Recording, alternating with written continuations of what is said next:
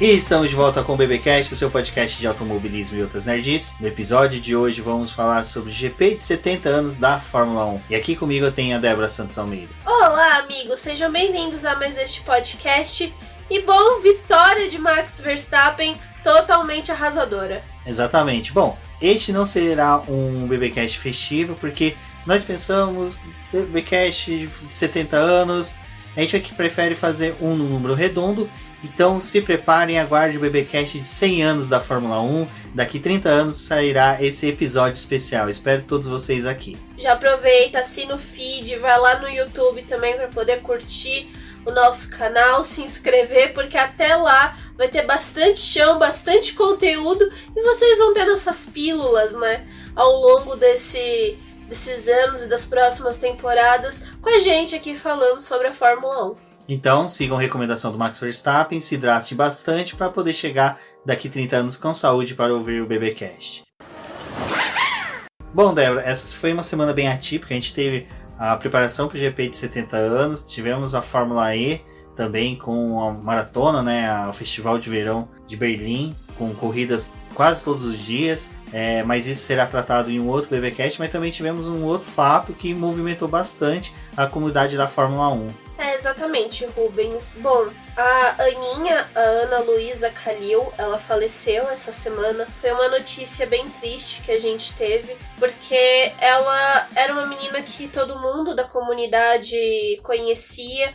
Ela teve aquele vídeo do Shui viralizado, né? Então muita gente compartilhou, pessoal de fora também. Então muita gente se envolveu com o que ela estava passando, né? Ela teve câncer nos ossos, então ela estava já fazendo um longo tratamento, já tinha 3 anos. E foi uma notícia muito triste para toda a comunidade e eu acho que mostrou o quanto que a gente consegue se unir quando coisas desse tipo acontecem, onde cada um pode sim, né, se apoiar em outra pessoa. Então eu acho que isso aconteceu durante essa semana. A gente viu bastante gente compartilhando, fazendo homenagens para a Aninha. E eu gostaria de agradecer vocês que compartilharam lá o post do Boletim do Paddock no Twitter, que a gente pediu para que o Ricardo, né, fizesse alguma homenagem para ela, porque ela era muito fã dele. Ela foi no GP do Brasil do ano passado,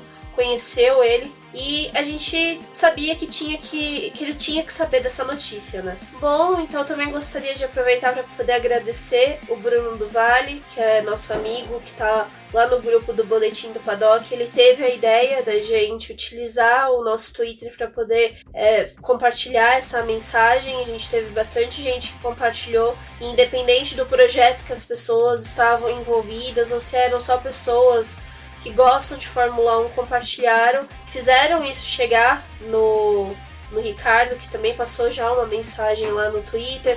Juliano Serrazoli, o estagiário da FIU, todo mundo ajudou de várias formas para que a memória da Aninha fosse honrada. Então a gente é extremamente grato pelo que foi feito e a gente gostaria de, assim como a Fórmula 1, assim como a Renault, né, assim como outros pilotos também dedicaram essa corrida de 70 anos, a gente gostaria de dedicar esse programa de 70 anos para Ana, porque ela gostava muito desse esporte, foi o que motivou ela todos esses anos, que deu força para ela continuar a pegar alguma coisa assim que desse algum significado para ela. Então eu acho que é importante e gostaria também de mandar um abraço para a Bia, porque ela também precisa do nosso apoio, era uma super amiga da Ana. Então eu gostaria de deixar aqui a nossa mensagem a respeito disso e obrigado a todos vocês.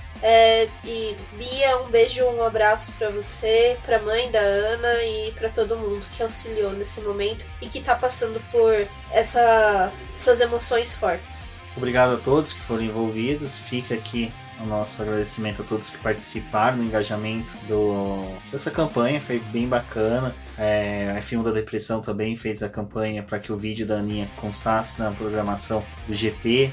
Ao final, a Fórmula 1 acrescentou com o Will Buston relatando o falecimento da Aninha, colocando o vídeo dela também. Então foi bem legal, porque mostrou que a categoria ficou atenta a essa movimentação dos fãs. E isso é um lembrete ao que a gente fala, né? De que muito que a gente faz nas redes sociais, de comentários, tudo reflete, principalmente quando é algo bom. Quando é algo ruim, eu acho que compensa a gente começar a rever essas questões que rolam às vezes na comunidade. Mas hoje a gente vai tratar de assunto legal, assunto bacana, principalmente lembrando aí a memória da Aninha, que era uma pessoa que sempre apoiava todos os projetos, independente de quem chegasse para conversar com ela. Débora, entre o GP da Inglaterra, que foi realizado na semana passada, vencida pelo Lewis Hamilton, e o início das preparações, né, dos preparativos que são feitos para o primeiro treino livre, a gente teve a notícia de que os protestos, né, da Renault ganharam mais força, porque algumas equipes ingressaram nele, também apresentaram protestos. Entre eles, eu acho que o destaque ficaria pela Ferrari e pela Williams, que são duas equipes que também são bem antagônicas dentro do campeonato. A gente fala isso muito mais pelo porte financeiro que a Ferrari tem para desenvolver o carro, enquanto que a Williams não. Então a gente pode ver cada uma com seus motivos, e também a própria Red Bull, que possui motivos para entrar no protesto, e isso a gente discute um pouquinho mais à frente. Mas é interessante que a gente começou a ver uma mudança de cenário, uma movimentação de peças que a gente não tinha até agora, porque o único coro solo nesses protestos era da Renault, até gerava, né, uma antipatia de muitos fãs com a equipe francesa em decorrência a isso, mas só que quando a gente percebe que outras equipes entram, a gente começa a ver o cenário de outra forma. Então, já na sexta-feira, né, pré-treino classificatório, treino livre, a gente teve essa questão já pré-resolvida, mas a gente viu novos protestos surgindo. Já tava um burburinho nesse começo de semana que talvez a decisão da FIA ia sair sim até o final da semana, e agora eles estão com essa mania de jogar a bomba antes do treino livre, né, pra você ficar meio que tá acontecendo aqui. E acho que foi aquilo que a gente já tinha falado no BPcast, acho que do GP da Áustria, se eu não me engano, da primeira rodada, quando a Renault já deu aquela cartada de protesto, né, ali nessas primeiras corridas do ano, a gente já tinha falado, né, que o Cyril Abiteboul tava naquela, né, tipo, só faltava ele mandar um protesto e ficaram cutucando ele, vai lá, dá o protesto. E, de fato, eles ficaram dando esses protestos ao longo das corridas, né, sempre que acabava a corrida, a Renault entrava com esse protesto a respeito do carro da Racing Point, mas principalmente por conta do duto de freio, e que levou a FIA a fazer uma avaliação desse duto. Mas no final da semana, o pessoal as outras equipes estavam começando já a se movimentar com relação a isso. Foi ganhando a proporção mais que, né, muito grande, assim. Porque, de fato, quando a FIA trouxe a notícia, ela falou que seriam 15 pontos que a Racing Point iria perder, teria que pagar uma multa de 400 mil euros, 200 para cada um dos carros. E essa era a decisão, mas o pessoal não ficou satisfeito, né? E quem não tinha entrado com recurso, não tinha feito nada até aquele momento, resolveu apelar por conta dessa decisão. E eu acho que foi interessante tudo isso que a gente teve durante o final de semana, porque na sexta-feira a Racing Point estava daquela forma de a gente não vai recorrer sobre a decisão, porque já foi, passou, a gente não tem muito o que falar sobre isso. E aí, quando começou a ganhar mais força, porque a Renault, a McLaren, a Williams, eles resolveram realmente brigar por isso, aí acho que foi quando eles perceberam a proporção que o negócio estava tomando. Tanto que levou o Lawrence Stroll, que não é uma pessoa que fala muito a respeito da equipe, ele realmente fica nos bastidores. Ele veio a público falar a respeito dessa decisão e ele ficou super nervoso com isso. Ele falou que não era justo, que as equipes estavam se juntando para poder falar mal, né, praticamente, da Racing Point e ir contra eles, que ele era um cara que sempre foi muito leal, muito adequado, e que tudo que a Racing Point fez até aquele momento é porque eles poderiam fazer, e que a FIA avaliou o carro e que não era para ter tido toda essa proporção, e aí, né, de fato, a Racing Point vai recorrer contra essa decisão da FIA. Então tá essa briga de empurra aí pra decisão do que vai acontecer. A Racing Point, ela alega que essa punição não é justa para eles, porque eles já estavam com esse duto de freio. Quando eles adquiriram ele ainda não fazia parte das peças listadas, que já era algo que eles aprenderam, então eles não deveriam ser punidos por conta disso. Tem o fato de que a FIA fez a avaliação no carro para poder... aprovou, né, que o carro poderia ser daquela forma e correr no campeonato desse ano. Só que aí tem todos aqueles debates, né, porque tem o regulamento esportivo e o regulamento técnico. O regulamento técnico ele é para poder verificar as especificações do carro, que são as medidas, o peso. É isso que a FIA faz quando ela vai avaliar o carro da equipe. Então ela dá o aval de que esse carro pode correr se ele estiver encaixado dentro dessas especificações. A FIA não tem tempo para poder avaliar todos os carros minuciosamente, para poder ter a ideia se aquilo ali é legal ou não. Então ela espera a temporada começar para, se uma equipe brigar com a outra, aí sim eles avaliarem, né, quais são essas peças e ir mais a fundo se ela está dentro do regulamento ou não. E o regulamento esportivo tem outras práticas. A decisão que a FIA tomou foi em relação ao regulamento esportivo, porque por mais que a Racing Point tenha comprado o duto de freio da Mercedes no ano passado, ela não utilizou no carro em nenhum momento daquele ano. Então, se ela ainda assim tivesse instalado esse duto no GP de Abu Dhabi, essa decisão talvez seria um pouco mais conturbada para eles punirem a equipe, porque onde a equipe poderia até, né, dessa forma, alegar que foi um avanço que eles tiveram de uma temporada para outra, né? E, na verdade, como eles só instalaram essa peça no carro desse ano, não foi considerado como uma evolução deles. E sim que eles realmente adquiriram a peça não faz parte do carro deles, porque não foi uma ideia deles. E, assim, a FIA decidiu punir eles. Mas é uma peça muito complexa. Por quê? Ela não é uma peça que eles compraram e botaram no carro. Eles tiveram que desenvolver essa peça para o carro, né? Para poder se adaptar ao projeto do carro. E ela é uma peça complexa porque não é só a capa ali do que a gente vê, é o que tem dentro dela. Não é uma peça que você fotografa como uma asa, como um assoalho, por exemplo, que é mais fácil de uma outra equipe reproduzir. Então eles realmente tinham que ter acesso ao projeto da parte de dentro. A Racing Point aprendeu a desenvolver essa peça. Eles sabem como produzir ela. E aí a briga das equipes, né, é para que eles tirem esse duto de freio do carro. E como que a Racing Point vai tirar esse duto de freio e não vai usar mais ele? Porque ela pode tirar, mas para a próxima corrida ela pode fazer um novo. Tipo, a gente vai ter recursos para fazer novos para os carros. E aí, o que vai acontecer? Eles já aprenderam a fazer essa peça. Não tem como deletar isso da mente de todo mundo que fez isso. Isso é até interessante, né? Porque o Otmar, que é o chefe de equipe da Racing Point, falou sobre... a gente aprendeu, então não tem como desaprender... todas as equipes fazem peças iguais. Quando teve a primeira asa, dias depois outros carros também tinham uma asa instalada.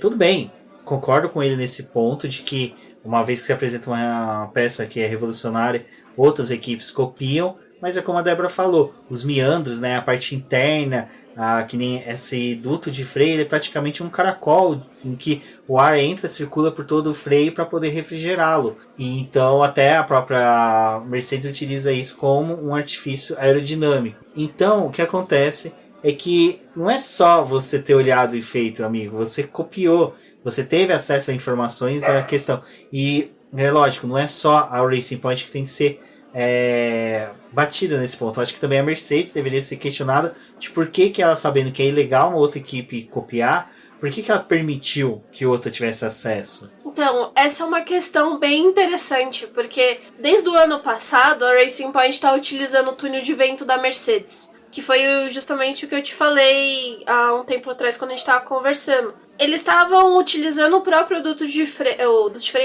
utilizando o túnel de vento para poder fazer e desenvolver as peças do carro. O quanto que teve de troca nessa relação deles? Porque a Racing Point já utilizava o motor da Mercedes. Já tinha outras peças do ano passado que ela utilizava, que é do carro da Mercedes, no carro deles. Então, assim, acho que só foi tendo um desenvolvimento do que eles já consideravam como ok. E no ano passado, essa peça não era listada. Então, pra Mercedes, tipo, tô aí, usa aí. Faz o que você quiser no teu carro. O que aconteceu é que algum engenheiro da Racing Point foi sair da fábrica para fumar um cigarro. cigarreiras que ficam do lado do lixo, olhando o tambor de lixo, tinha asa dianteira, duto de freio, asa traseira, side pods, assoalho, tava tudo jogado lá. Ele virou pro mecânico da Mercedes, também tava fumando com ele. Vocês vão usar isso daqui ano que vem? Não, não vamos. Podemos usar? Pode usar. Mas se eu tiver que fabricar um novo? Mais abaixo aí do lixo, lá das latinhas de cerveja do Toto Wolff e dos brócolis aí do Lewis Hamilton que sobrou do almoço dele, tem os croquis aí da peça. Pega pra vocês, faz aí. E foi isso que a Racing Point fez. Isso foi em janeiro, né? Quando ela teve acesso a essas informações. Então ela realmente teve acesso, mas ela fala que esse acesso foi dentro de um prazo que é estipulado pela FIA, então ela poderia sim utilizar. E aí que entra a questão das outras equipes que eu pautei no começo. Qual que é a ideia? Pode ser a ideia da Ferrari. Todas essas equipes protestam, mas não é protestando para saber se é querer punir a Racing Point, porque elas sabem que as punições já são meio que pré-estabelecidas, porque desrespeitou isso, vai ser multa daquilo, se você fez isso, vai ser perda de posições e tal, corrida pelo grid. O que as equipes fizeram? Se juntaram, provavelmente, lançaram um boi de piranha, que é a Renault, que foi lá na frente e foi protestando, até que uma hora as outras equipes viram, bom, agora a partir de agora, se a gente entrar, cria força. Aí a Ferrari, as demais equipes entraram. A ideia da Ferrari pode ser, olha, eu posso começar a desenvolver peças para outras equipes. Eu posso começar a fornecer um planejamento a partir de 2022 para as outras equipes. É muito de se pensar pelas outras equipes, elas vão querer ter esse carro da Ferrari, né? Mas é um mercado que se abre de peças. A questão, né, que ficou durante essa semana também foi o fato de que a FIA não quer ter outros carros da Mercedes. Tipo, é porque é muito doido nessa questão do que eles falam a respeito do carro da Racing Point, porque ainda assim ela é revolucionária de uma certa forma. Porque ela copiou um carro que deu certo. Tipo, a gente tinha outros 8 carros no grid que poderiam ter feito o mesmo, copiado o carro da Mercedes. Eles não quiseram. A Racing Point foi ousada e copiou. E deu certo. Então eu acho que tem tudo isso, né? E a FIA já tá colocando... Vai mudar o regulamento para 2021, já que eles vão ficar com o mesmo carro e vai ser um avanço. Eles querem evitar surpresas de que tenham outros carros no grid que sejam exatamente a cópia da Mercedes. O medo maior é que, assim, a Ferrari não tem como criar uma cópia da Mercedes, porque o chassi vai ter que ser o mesmo. Mas só que ela pode fazer uma asa dianteira igual, pode fazer duto de freio igual. Já o maior medo mesmo é da Racing Point, que como o carro, o W11, é uma evolução do W10, o carro da Mercedes do ano que vem, W12, ser um carro muito revolucionário, e a Racing Point pegar as peças jogadas fora do W11 e montar um novo carro. Então esse é o medo maior. E o receio também que as outras equipes têm de participação do protesto é de, olha, eu quero saber se é legal ou não, porque se for legal... eu quero fazer também, mas meu medo e se a Red Bull fazer 4 carros e 2 para AlphaTauri, como é que fica? A Williams também já vem nessa, de, olha, é legal ou não? Porque se for legal, vou jogar essa carroça velha no lixo e vou fabricar um carro novo do zero, porque as equipes não são impedidas de fabricar um novo. A ideia é manter o chassi, mas só que se a Williams chegar e falar, eu quero mudar, ela pode mudar, é lógico. A célula de segurança ali vai ter que permanecer, que é o grosso do carro, que tecnicamente seria o mais caro. As demais peças ela vai poder mudar. E ela já pode começar a fazer evoluções a partir de hoje, gastando os tokens. Lembrando que a Williams e a Alfa Romeo provavelmente vão ser as equipes que mais vão ter hora de túnel de vento. Então vão ter mais horas de túnel de vento que a própria Racing Point e a própria Mercedes. Então elas vão conseguir desenvolver sim um novo carro, modelando, é lógico, no corpo desse agora. A ideia é essa. É uma coisa que a gente vê muito no judiciário quando a gente tem questões de ações, que normalmente uma pessoa entra com uma ação pedindo uma coisa, aí toma pau, aí de repente outra começa a entrar com a mesma ação, toma pau, aí de repente 100 pessoas entram com ações em diferentes varas, até que uma dá certo. Na hora que aquela dá certa, aquilo ali gera um precedente para todas as outras. Então o precedente negativo que seria para outras é tudo esquecido. É só utilizar aquela sentença que foi favorável para as demais. E é a mesma coisa que as equipes querem. Elas querem saber o que é favorável para elas, para utilizar a partir do ano que vem, na evolução do carro, e lógico, a partir de 2022. Eu vejo isso como uma coisa boa, Porque uma forma de atrair novos carros, novas equipes para a Fórmula 1 é o barateamento e o custeamento de desenvolvimento. Então, desenvolver um carro do zero é caro.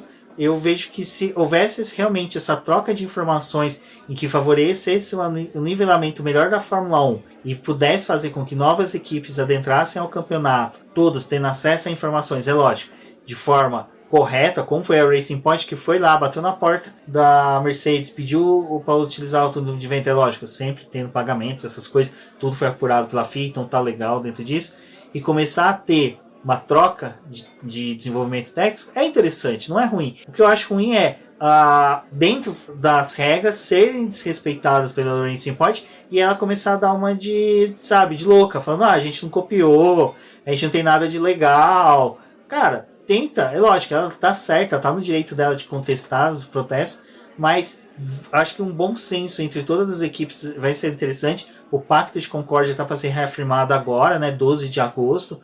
Então, durante essa semana, acompanhe o Boletim do Paddock, que a gente vai noticiar isso com todos os detalhes para vocês. E é importante saber o que vai ser acordado agora. Eu acho que essa questão até de buscar um nivelamento técnico vai ser importante para 2022. A gente sabe que já tem esse compartilhamento, algumas equipes elas acabam sim comprando peças de outras. O vínculo sempre maior é com aquela que você tem o motor, né, que você utiliza o motor, então esse é o vínculo maior que eles possuem ali. Mas eu acho que assim, é difícil, porque você vê o que cada um dos times está falando a respeito da Racing Point e a própria defesa da Racing Point, acho que tudo é muito válido. Ela foi errada de ter copiado? Foi, mas assim, tava ali, né? E foi uma das coisas que a Racing Point também tá batendo, né, em cima, é que, bom, a FIA falou que o nosso carro tá válido, o nosso carro tá ok, a gente tá utilizando ele, tá dentro do que é permitido no regulamento. Tipo, por que agora a gente não vai correr? E as outras equipes, elas estão vendo mais pelo lado, principalmente financeiro, né? Porque era uma equipe que não tava andando tão lá na frente, mas brigava ali no meio do pelotão, só que agora ela começou a incomodar. É que a Racing Point tinha aquela tradição de fazer muito com pouco. Agora ela tem muito para se fazer, com muita grana, e ela começa a mostrar o que ela vem. A minha dúvida é o seguinte, será que a Aston Martin, como montadora, vai querer viver na Fórmula 1 às sombras da Mercedes? Será que ela não quis só pegar uma estrutura de conhecimento do que a Mercedes fez, o know-how que a Mercedes tem ali da Fórmula 1, distribuições de equipes, formatos de equipes, para 2022 em diante a gente vê a Aston Martin já mais independente, menos mercedizada? Então, eu não acho que é só essa questão. É que uma coisa que a Racing Point tá batendo na tecla desde quando ela surgiu com esse carro foi: a gente não fez só o carro, a gente mudou a nossa filosofia de trabalho. A gente viu o que funcionava na Mercedes, que é ter funcionário, que é ter uma fábrica, que é ter espaço para poder planejar as peças. Então ela se reestruturou dentro dessa questão, né? E assim, os outros carros que a Racing Point desenvolveu, infelizmente foram projetos com pouco dinheiro, né? Eles tinham muita coisa ali que permaneceu até de uma temporada para outra, porque eles não tinham como dar esse upgrade, né, máximo que eles conseguiram dar agora. Outro fato, até então, até ano passado, ninguém ficava muito incomodado, mas a Racing Point copiava sim algumas peças da Red Bull, por exemplo, porque era a equipe assim, mais próxima dentro da realidade que eles tinham. Não era possível copiar uma Mercedes, porque provavelmente as peças não iam simplesmente funcionar no carro que não era tão bom. Então ela mirava muito no que a Red Bull tava fazendo. E aí, tipo, até ano passado tava todo mundo fingindo que tava tudo bem, né? Porque ela não tava incomodando, e agora ela começou a incomodar. Bom, acho que sobre a questão da Racing Point vai ter muito pano pra manga ainda. Vai ser uma discussão bem vasta, até para os últimos GPs a serem realizados este ano. Acho que vai ser um debate bem bacana. A desclassificação provavelmente não vai acontecer dela do campeonato, a não ser que eles consigam pegar algo muito assim para poder invalidar o carro e invalidar o campeonato da Racing Point. Mas a FIA meio que já deu um basta. Ela falou assim: a gente não vai desclassificar, isso que a gente deu de punição tá mais que suficiente, vai valer para todo o restante do ano. Eles vão continuar utilizando o duto de freio justamente por essa coisa de não tem como eles desaprenderem o que eles aprenderam. E era para poder ficar tudo bem, né? A gente ainda vai ter essa semana aí que eles provavelmente vão bater nessa tecla e mais alguns dias até a FIA talvez falar alguma outra coisa, mas eu acredito que não vai mudar nada, acho que vai ser isso mesmo. A única coisa que desclassificaria, né, o Racing Point, seria um daqueles telefones de barbante e lata ligando a fábrica da Mercedes para a da Racing Point, que daria a ideia realmente que está tendo uma cópia, ou um estagiário de bicicleta que fica levando cópia dos documentos de um lado para o outro. Bom, acho que sobre isso a gente já conseguiu explanar bastante.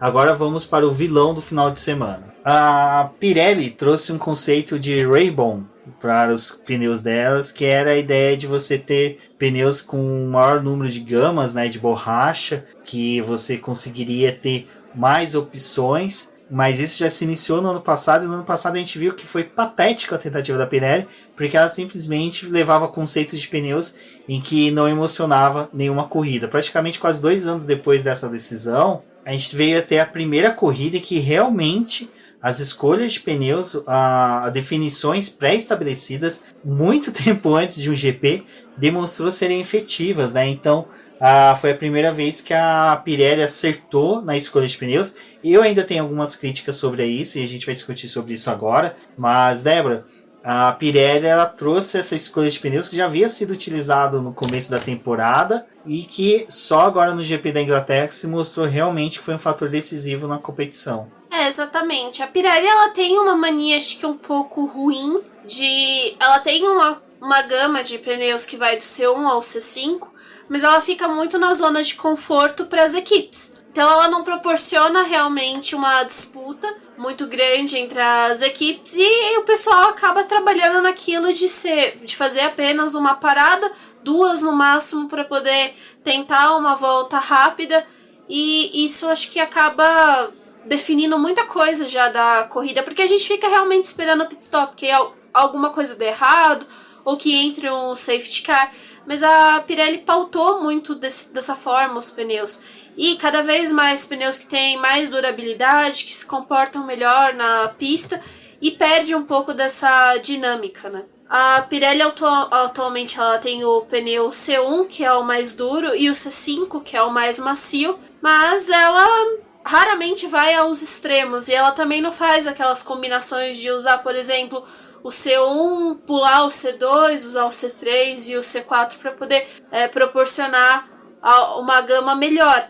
E dessa vez, nessa corrida, mesmo com o problema que a gente teve lá na Inglaterra, onde os pneus estouraram, e a Pirelli decidiu seguir com a utilização dos pneus mais macios para essa corrida, porque ela, depois de fazer a avaliação, ela viu que realmente o problema foi os pilotos, né, as equipes terem utilizado o pneu além da conta do que era realmente recomendado, e aí eles até pensaram em estipular paradas obrigatórias para essa corrida. Só que no final das contas eles não fizeram isso, deixaram as equipes optarem pelas estratégias, e aí quando de fato começou o fim de semana, parecia que não ia, né, ser uma coisa muito boa ver eles utilizando esses pneus. Porque ali no primeiro treino livre eles dedicaram a utilização do pneu macio, que era diferente da semana passada, né? Eles utilizaram o C4, que ele é mais macio do que o C3, e eles verificaram que o pneu acabava muito rápido, que não dava mal para realizar 2 voltas, que ele estava desgastando demais, então eles deveriam focar na utilização do médio e do duro para o restante do final de semana. E eu acho que foi, assim, muito bem aplicado, né?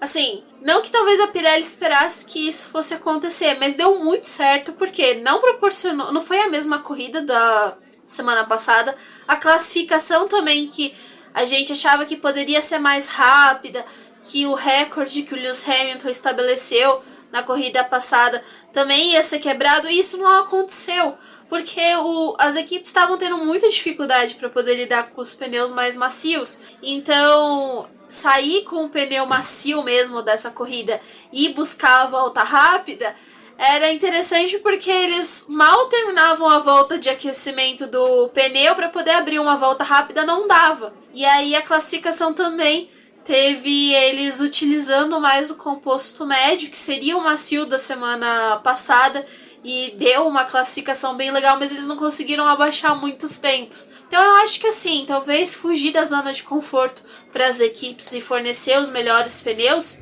não é de fato o melhor para a competição. Eu acho que o que a gente viu no GP de Silverstone agora, né, de 70 anos, é algo que a gente quer ver mais vezes. A gente quer ver mais parada nos boxes, a gente quer ver realmente as equipes trabalhando com estratégia e dando uma dinâmica diferente para a corrida. A alegação das equipes sempre foi que o maior número de parada nos boxes eleva o maior número de chances de erros, falhas mecânicas, falhas humanas. Então, quanto menos pit stop, menos chance de você ter falha de pneus mal parafusados, mal colocados.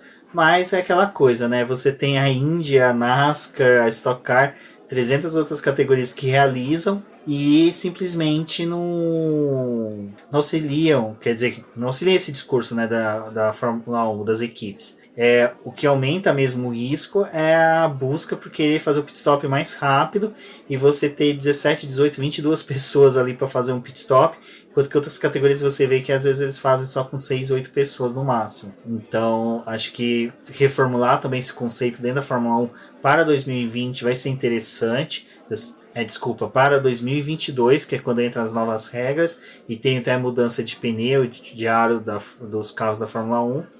Isso que a Débora falou da zona de conforto das equipes é complicado quando tem uma fornecedora de pneus que opta também por participar disso, mas hoje a gente viu que mesmo com essa escolha dela, não houve acidente, não houve nada que fosse fora do comum. Todas as equipes souberam lidar com isso. Tivemos Charles Leclerc, que fez só um pit stop e conseguiu uma ótima posição para um carro da Ferrari. Nós tivemos o Albon, que optou por uma estratégia diferente do Verstappen e também conseguiu um ótimo resultado.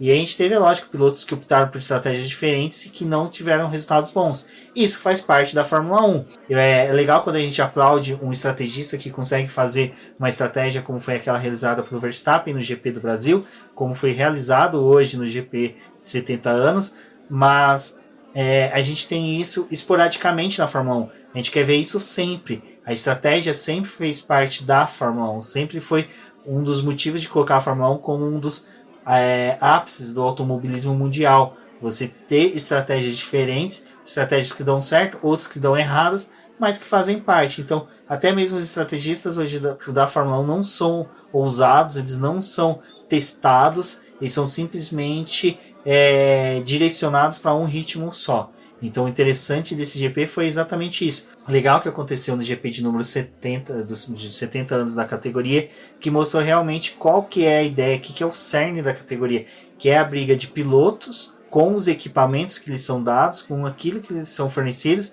mas dentro também da coletividade que é a equipe. Porque a gente fala tanto que a Fórmula 1 é um esporte mais coletivo, mas só que tem etapas que a gente só vê o piloto fazendo o dele. A gente não vê estrategista, não vê equipe, não vê todo o conjunto fazendo, porque simplesmente ficou oculto na atuação do piloto. Então nessa corrida, o legal dessa escolha de pneus foi essa, de que a gente viu realmente os pilotos dando tudo de si. A gente viu o Lewis Hamilton com um pneu em frangalhos, dando tudo de si. A gente viu um Bottas também aguerrido, a gente viu um Albon brigando no meio de pelotão também, muito legal. Então é isso que a gente quer ver e torcemos aí para que a Pirelli realmente faça novas opções como essa e dentro de algumas coisas que eu já vou comentar que eu acho que seria interessante. Eu acho que o que aconteceu é o que a gente gostaria de ver mais vezes. Uma coisa que é bem interessante, porque meu pai, desde o ano passado, ele tá assistindo a Fórmula 1, tá acompanhando mais, tá conseguindo assistir mais corridas. E esse ano ele conseguiu assistir todas as corridas até aqui. E aí eu falando com ele, eu falei, pai, o que você achou da corrida? Ele falou, eu achei maravilhosa, porque teve muita parada, teve muita movimentação, teve essas disputas. Eu acho que isso foi interessante, porque na corrida passada eles ficaram muito agrupados. Teve a questão também dos pneus, mas foi menos, né? E apesar de ter tido os estouros, ainda assim foi menos. Tinha aquela tensão mais direcionada ao carro estar muito próximo e se ia superaquecer, se ia ter algum problema mecânico, né? Algum problema dentro dessas falhas que fosse proporcionar mais uma modificação ali no grid. Dessa vez a gente teve as brigas justamente com os pneus, e eu acho que é legal porque cada carro reage de uma forma. A Mercedes mesmo, ela estava tendo muita dificuldade de lidar com os pneus. Tem muito da questão do quanto do motor que ele despeja nas rodas, então conforme tem a potência do carro, ele acaba degradando mais. Tem também o fato do estilo de pilotagem de cada piloto, que a gente viu dentro de equipes, cada um lidando com o pneu de forma diferente. Então eu acho que isso que é muito mais legal, assim, porque você joga o pessoal ali, dá o equipamento, dá os pneus e mostra o quanto que pode ser diferente. Essa disputa que a gente teve do Verstappen com Bottas e com Hamilton, ela foi interessante por causa disso. Porque a gente foi para um GP onde a gente achava que a Mercedes ia dominar, porque ela começou com os treinos livres já dominando. Também foi bem na classificação. E aí, quando chegou na corrida, né, tipo, na estratégia, que é onde é o ponto necessário ali, eles viram que tinha um Verstappen que era mais aguerrido, que estava realmente querendo buscar a vitória. A Mercedes deu ruim para ela com os pneus, então eu acho que diferentes possibilidades talvez fosse melhor, realmente, para eles adaptarem isso para a categoria. Aí a crítica que eu venho falando sempre da Fórmula 1, questão de escolha de pneus, é o gap entre um pneu e outro não é grande. Nós estamos preparando um material que vai ser bem bacana para explicar sobre pneus, porque isso foi um toque que a gente sempre viu o pessoal falando assim, de forma distorcida as informações que são de pneus, e pneus é um componente muito importante. Eu acho que é tão importante quanto até mesmo a questão de motor, então é bem discutível, tem muita questão de estratégia que é traçada em cima de pneus e que é pouco ventilado nas mídias. Uma coisa importante é porque depois que a gente perdeu aquela referência da Pirelli, que era a gama Rainbow, né, que mostrava de fato as cores dos pneus, e eles tratavam muito de nomenclaturas diferentes para os compostos. Quando eles voltaram para essa configuração de ter apenas 3 cores, o pessoal perdeu a referência.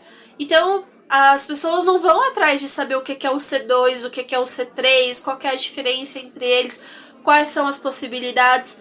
A Pirelli também, ela é engraçado, né? Mas assim, é algo que é um dado curioso e muito bom, que é importante avaliar, é a questão da calibragem dos pneus. Tipo, isso também é muito importante. Para cada corrida, apesar deles às vezes utilizarem a mesma gama, eles mudam isso. Por causa, né, para poder justamente se adequar. Existe uma margem, né, de um mínimo e um máximo que você pode calibrar o pneu. Dependendo da pista, você coloca o próximo do máximo, o próximo do mínimo. Então você trabalha com essa margem. Lembrando que aquecimento e refrigeração do motor altera a calibragem. Então os engenheiros têm uma dedicação a isso. E às vezes é até pouco divulgado. As equipes mesmo, elas não divulgam por causa de que elas sabem que às vezes isso pode ser um ganho ou uma perda dentro da concorrência com as outras equipes, mas é algo pouco discutido. A gente perde muito mais tempo discutindo o DAS, que é um artifício mecânico que a Mercedes conseguiu e que estava disponível para todo mundo, mas questões muito mais técnicas do pneu é desprezado. E quando eu falo que a Pirelli não ousa na questão de colocar uma gama maior, é porque ela simplesmente coloca próximos. Vamos supor, no GP é C1, C2, C3. No outro é C2, C3, C4. O outro é C3, C4, C5. Você não tem tipo assim, um C2, C3 e C5. Cara, isso seria maravilhoso. Você alterar, você colocar as equipes para trabalhar essas questões. Você colocar a obrigatoriedade até de 2 pitstops.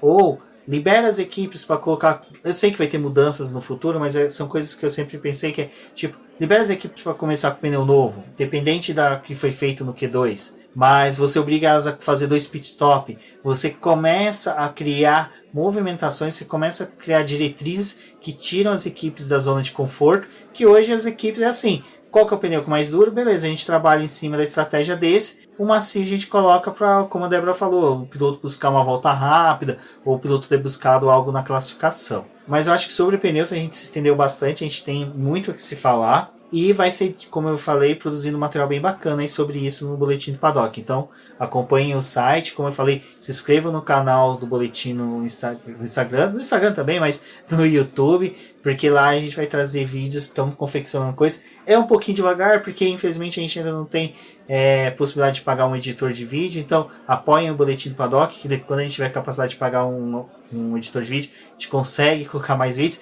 mas enquanto que eu ainda estou como editor, eu não consigo produzir tão rápido quanto deveria. Então se inscrevam no canal e não deixem de dar like nos vídeos.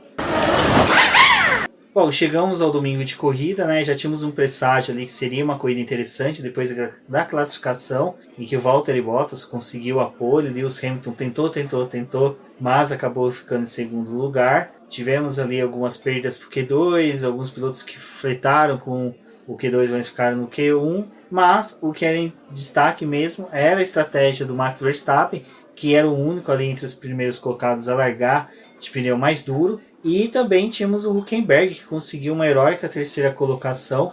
Um piloto aí que estava praticamente, vamos colocar aí uns 10 meses parado.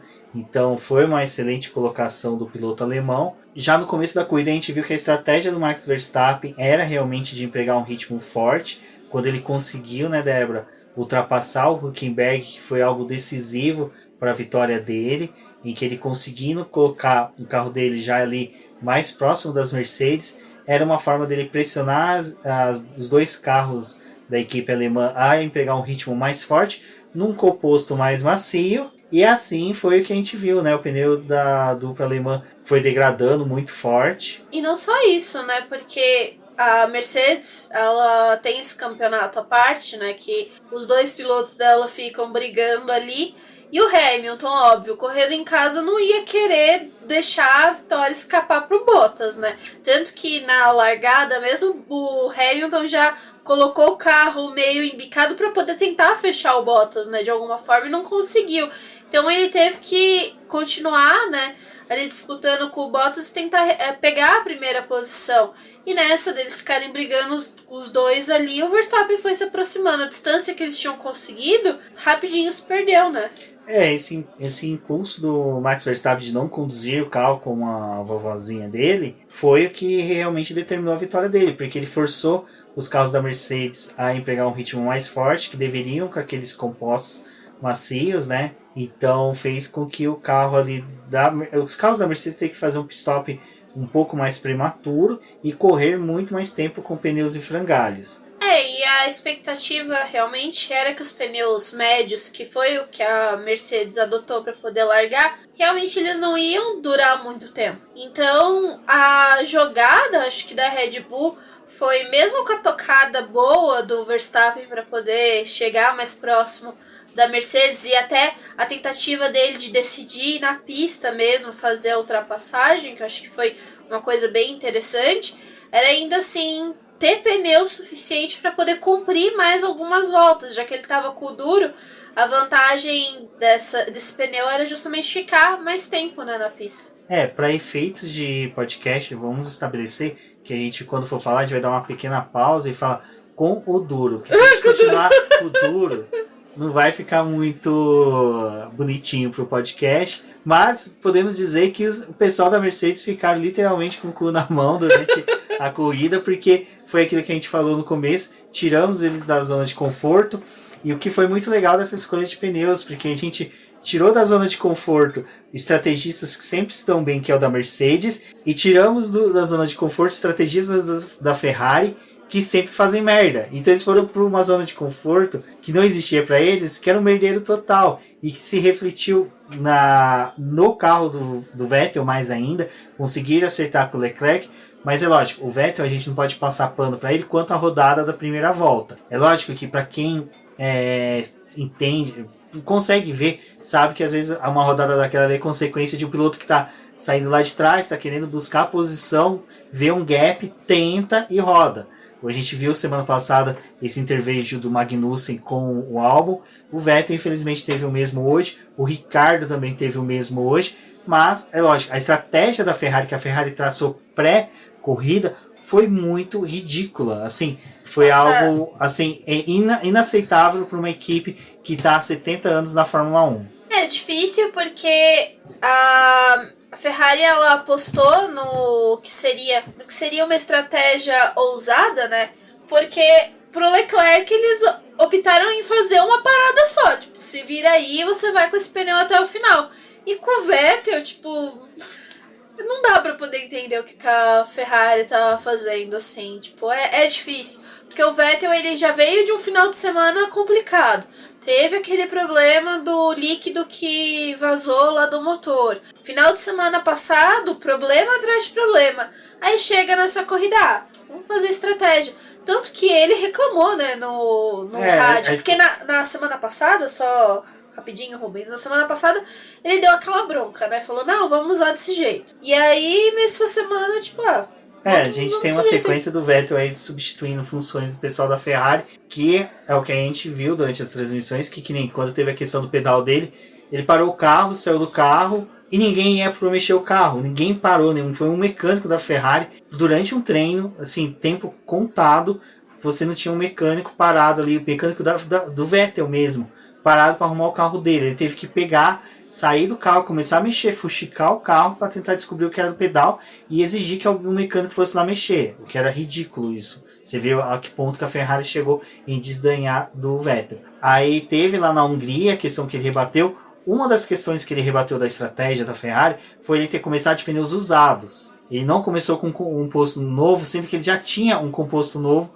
guardado. E ele não queria que fosse feito 3 pitstops, eram 2 pitstops, começando com um pneu mais novo. Mas aí, né, tem aquela coisa, a Ferrari não optou novamente, teve a imposição da Ferrari quanto à estratégia que ele queria traçar. E é uma coisa que é muito ridícula, assim, na estratégia do Vettel, porque ele tava com esse pneu duro, aí pararam ele, colocaram outro pneu duro que ele deu pouquíssimas voltas com ele, e aí ele faz mais uma parada, e aí fingiram assim, se vira aí com o médio até o final. Tipo, por que vocês fizeram isso? Ele fez 11 voltas com um composto novo, 11 voltas com composto médio. Pra vocês terem uma ideia Duro, desculpa. Pra vocês terem uma ideia de como era ridículo. Ou seja, eles guardaram um composto médio novo para ele dar menos voltas, sendo que ele deu 22 com o primeiro composto usado. Então, aí que tá a falha da Ferrari, lógico. Tem a falha dele ter rodado? Com certeza. Mas só que já começar com uma estratégia traçada errada é meio estranho. E o Vettel já vinha reclamando também no final de semana que a equipe optou por peças e uma estudo aerodinâmico do carro dele, aplicações aerodinâmicas do carro dele, que não condiziam com o que era necessário para o carro para o final de semana render. Então é aquela coisa, você vê que está tendo uma queda de braço entre o piloto e a equipe, é uma relação que já está desgastada.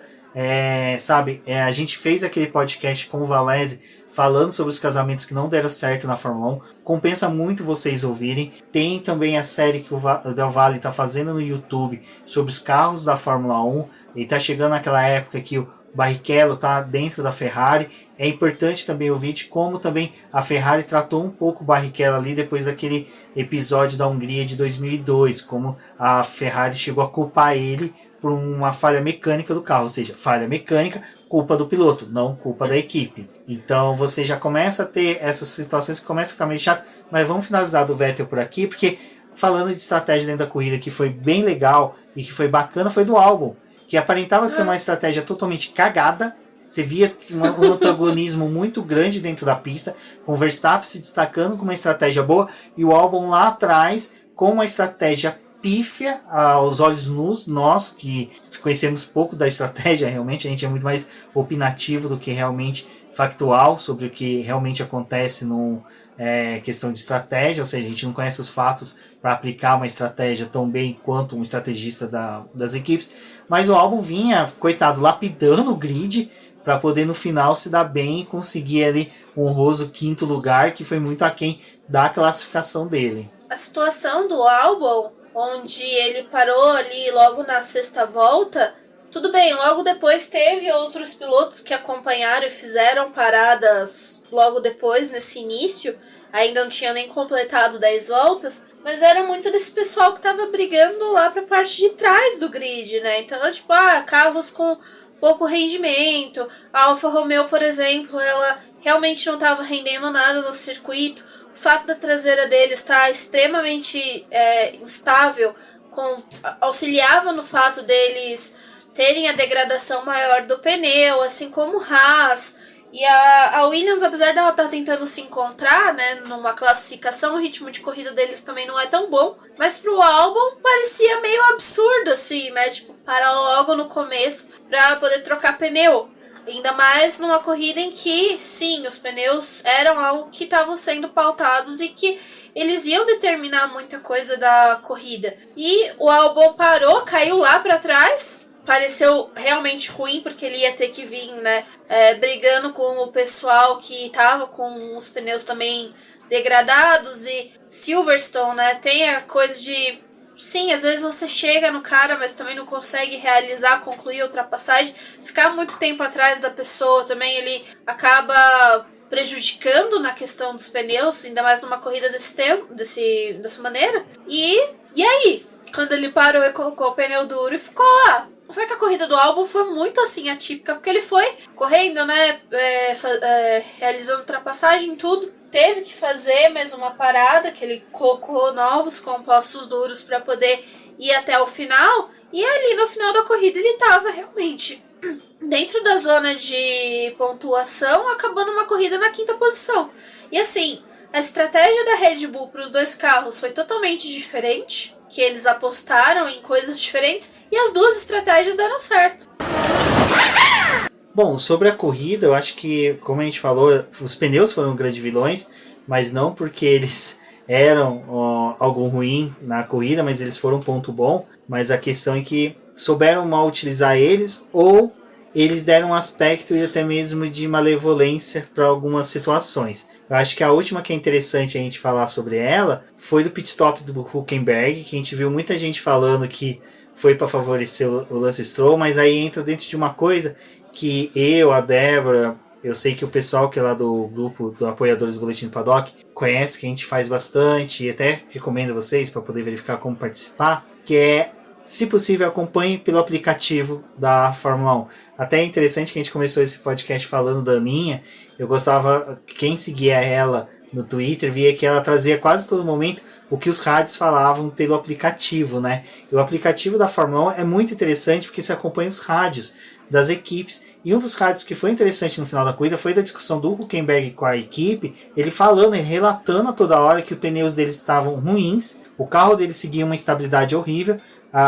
O carro que foi mais focado, a questão de estabilidade demonstrada durante as transmissões, foi o da Mercedes, né, Débora? Em que a câmera focava nele, você via que o carro trepidava, ele pulava na pista, e o asfalto de Silverstone hoje é um tapete. E a gente tem o fato de que em todos os treinos livres o pessoal tava realmente reclamando do carro acabar chacoalhar demais e perder a estabilidade por causa do pneu. Então, o final de semana inteiro eles passaram reclamando disso. E aí, quando veio na corrida, é óbvio. Tipo, a gente sabia que isso ia acontecer. E aí a gente tem um cenário que, como a gente falou, as 3 primeiras corridas foram com o pneu que foi a escolha desse final de semana. O Hülkenberg não estava nessas corridas. O Hülkenberg pegou esse carro nessa corrida. Lógico, vocês podem ter milhões de defeitos, o cara pode ter milhões de defeitos, mas só que uma coisa é não querer falar que ele teve um talento sim em conseguir chegar em 3º lugar na classificação, bem como ele teve uma melhora considerável durante a corrida.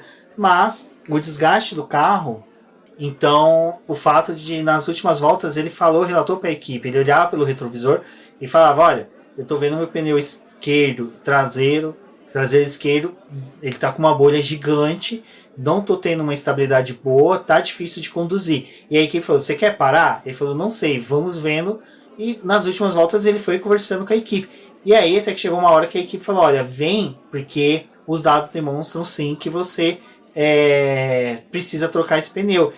Ou seja, já teve uma conversa prévia, o Hülkenberg já tinha levantado a possibilidade dele parar, houve também a solicitação dele de parada antes, muito antes, a equipe que não quis, porque falou, olha, dá para continuar, vai fazendo esse acerto assim, assim, assado, do carro, que é lógico que eles não passam os detalhes que você tem que modificar no volante, mas eles dão as coordenadas pro piloto para ele entender o que ele tem que fazer. E tinha gente que tava reclamando da bolha, mas às vezes ela era algo que ela ia andando pelo percurso do pneu até a ponta e sumia, né? Tipo, ela ia voltando o pneu a ficar quase da mesma forma, assim. Então, tinha essa coisa de, no começo o pneu tava ruim, mas às vezes dava pra poder ficar um tempo maior. E a estratégia do Hulk e a do Stroll não eram muito diferentes. Mas a gente via que o Hülkenberg, ele precisou realmente parar antes, com os mesmos pneus que foram adotados para o que seria a estratégia dos dois. Na verdade, as estratégias do Hülkenberg e do Stroll são semelhantes, mas que nem o Stroll, ele parou a primeira vez na 18ª volta, o Hülkenberg na 15ª, ou seja, 3 voltas de antecedência. O Stroll parou na 31ª, uma depois, mas o Hülkenberg parou na 30ª, ou seja, então os pneus do Hülkenberg realmente estavam mais desgastados. Então, gente, assim, é lógico que a gente gosta de fazer brincadeiras com o Stroll, lógico, gostamos, mas só que na hora de falar com seriedade, com pontualidade, com a verdade, é ruim você trazer possibilidades de favorecimentos.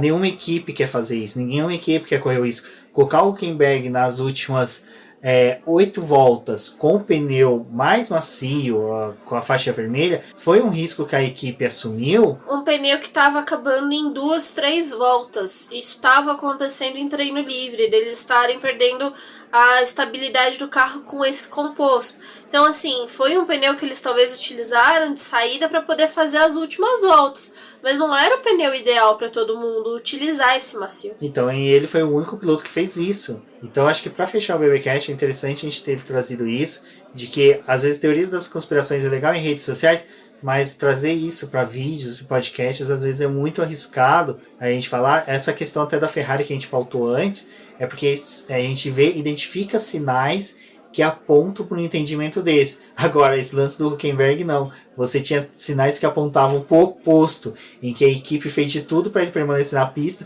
mas não dava, não havia condições para tanto. E o fato dessa parada do Hülkenberg também resultou com o Albon, que estava atrás, tentando conquistar mais posições, ele conseguiu ultrapassar o Hülkenberg, depois ele fez a ultrapassagem no Stroll e terminou na 5ª posição.